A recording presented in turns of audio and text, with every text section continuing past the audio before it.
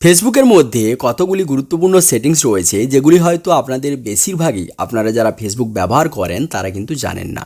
আর যেগুলো আমাদের প্রত্যেক ফেসবুক ইউজারের জন্য জানাটা অত্যন্ত জরুরি। তো এই যে সেটিংসগুলো রয়েছে এই সেটিংসগুলো জানার জন্য আমরা আমাদের ফেসবুক প্রোফাইলে আসবো এবং নিচে দিয়ে যে পোস্টগুলো রয়েছে না, পোস্টে ফলোর পাশে 3টা ডট রয়েছে, ওখানে ক্লিক করব। ওখানে ক্লিক করলে এরকমভাবে ইন্টারফেসটা দেখতে পাবো। এখান থেকে নিচের দিকে ম্যানেজ ইওর ফিড বলে একটা অপশন দেখতে পাবো, এখানে ক্লিক করবো ম্যানেজ ইওর ফিড অপশানে। ম্যানেজ ইওর ফিড অপশানে ক্লিক করলে এরকমভাবে ইন্টারফেসে আসবো। প্রথমে আমরা ফেভারিটস বলে একটা অপশন দেখতে পাবো, এই ফেভারিটস অপশানে আমরা ক্লিক করব। এখানে যদি ক্লিক করি, ক্লিক করার সাথে সাথে এখান থেকে আমাদেরকে নেক্সট পেজের মধ্যে নিয়ে যাওয়া হবে এবং যেখানে আমাদেরকে আমাদের বন্ধুদের লিস্ট দেখানো হবে। সো এখান থেকে আমাদের যে বন্ধুকে ফেভারিট লিস্টে অ্যাড করতে চাই, সিম্পলি তার নামের পাশে অ্যাড বলে একটা বাটন দেখতে পাবো, ওই অ্যাড বাটনে ক্লিক করে নেব। এতে কি হবে, আমরা যদি অ্যাড বাটনে ক্লিক করি তাহলে সে যখনই কোনো পোস্ট করবে সেই পোস্টটা সবার আগে কিন্তু আমার কাছে আসবে এবং তার পোস্টগুলো আমি খুব তাড়াতাড়ি বা সবার আগে দেখতে পাবো। তো এর জন্য আমরা ফেভারিটে অ্যাড করে নেব। এরপরের যে সেটিংসটা রয়েছে সেটা হচ্ছে আমরা চলে যাব এখানে আসার পর আনফলো বলে একটা অপশন দেখতে পাচ্ছি, ওই আনফলো অপশানে ক্লিক করে নেব। তো দেখুন আমাদের ফেসবুকে এমন অনেক ফ্রেন্ড থাকে যাদের সাথে আমরা অতটা ইন্টারাক্ট করি না, তো তাদেরকে হয়তো আমরা রেখেছি ফ্রেন্ড লিস্টে কিন্তু অতটা তাদের সাথে আমাদের কথা হয় না। তো তাদেরকে যদি আপনি আনফলো করতে চান, এখান থেকে সিম্পলি একটা ক্লিকে আপনি আনফলো করে দিতে পারবেন। এরপরে তাদের কোনো পোস্ট বা তাদের কোনো স্টোরি আপনার কাছে আর আপনার ফিডে আসবে না। তো এখান থেকে আপনি খুব সহজে আনফলো করতে পারেন। এরপরে আবার নিচের দিকে রয়েছে রিকানেক্ট। তো যাদেরকে আপনি আনফলো করলেন, আপনার যদি মনে হয় কোনো দিন যে আনফলো করে দিয়েছি আবার ওদের সাথে কানেক্ট করি পুনরায়, তাহলে রিকানেক্টে গেলে আপনি যাদেরকে আনফলো করেছিলেন তাদেরকে এখানে দেখতে পাবেন। সিম্পলি কী করবেন, তাদের আইডির ওপরে ক্লিক করলে আবার তাদের সাথে কানেক্টেড হয়ে যাবেন।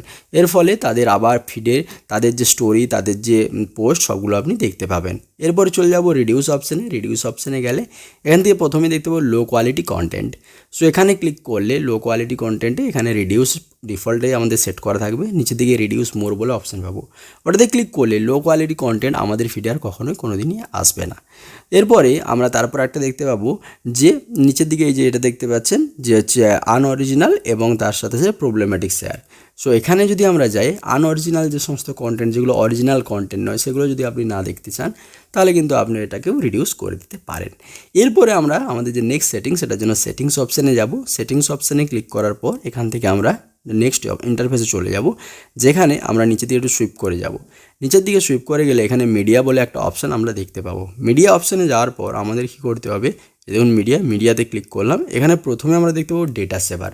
সো এই ডেটা সেভার অপশানে আমরা ক্লিক করে নেব। ডেটা সেভার অপশানে ক্লিক করে আমরা আমাদের ফোনের ডেটাটাকে সেভ করে নেব, যাতে করে কী হবে, খুব হাই কোয়ালিটি আমরা ভিডিও হয়তো দেখতে পাবো না, কিন্তু তাতে করে আমাদের ডেটাটা অনেকটা সেভ হবে। আমরা যদি সারাদিনে ফেসবুকে অনেক সময় কাটাই তাহলে ডেটা সেভার আমাদের প্রয়োজন। তারপরে নিচের দিকে আমরা একটা অপশান দেখতে পাবো যেখানে হচ্ছে আমাদের অটো প্লে যে অপশানটা, যে যখনই আপনি ফেসবুক খুলেন, যখনই আপনি ফেসবুকের ভেতরে যান দেখবেন বিভিন্ন ধরনের যে ভিডিওগুলো থাকে সেগুলো অটোমেটিকভাবে প্লে হতে শুরু করে, যাতে করে আমাদের নেট অনেক খায়। হয়তো সেগুলোকে আমরা দেখতে চাচ্ছি না কিন্তু অটোমেটিক প্লে হয়ে যাচ্ছে, যার ফলে কিছু হলেও দেখতে হচ্ছে, এর জন্য আমাদের নেট খরচ হচ্ছে। তো এটাকে আপনি বাঁচাতে পারেন।